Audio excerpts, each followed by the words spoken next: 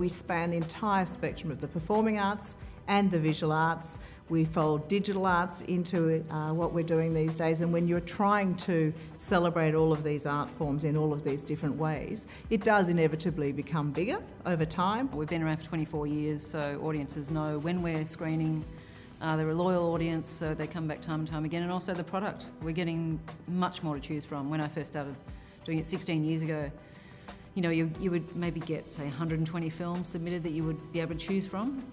Now we're getting upwards of about 700. We decided to really focus on bringing world-class international acts to Melbourne to enable Melbourne audiences, I guess, to see these fantastic musicians performing at Melbourne venues. It just gets people excited. It's like the start of a footy season. This is the start of a Grand Prix season around the world, and we put Melbourne on the stage, and that's got to be great for our profile. We really find that we are the perfect starting point to your visit to Melbourne.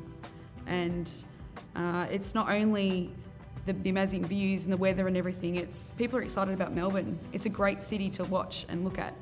Australia is one of the world leaders in bionic technology, and particularly building on the development of the cochlear implant, which took place here in Melbourne. And so we've developed that technology, taken it to the next step, and we currently have 3 patients implanted with a prototype device here in Melbourne. The actual working environment is fantastic, but to have had an opportunity to come into a facility that is 30 years old and think about what that facility should be, not just for the next decade, but for the next 2, 3, 4 decades, with the redevelopment of Hamer Hall, has been a huge privilege. I think at the Children's Hospital and with our campus partners, we're aware that the community of Melbourne and Victoria are enormous supporters of the work that we do, and it's through their generosity that allows the clinicians to do the fantastic work that they do. It's very challenging. Most days it's very challenging what they do, and sometimes it's incredibly sad what they have to do. The kids that I teach from the Johnny Young Tunnel School, which I've done there for about 35 years, some of them have just performed in every way possible, everywhere, and so I think because I've been able to develop those skills in these kids when they were little, now they're bringing back to Melbourne what I think Melbourne deserves, really.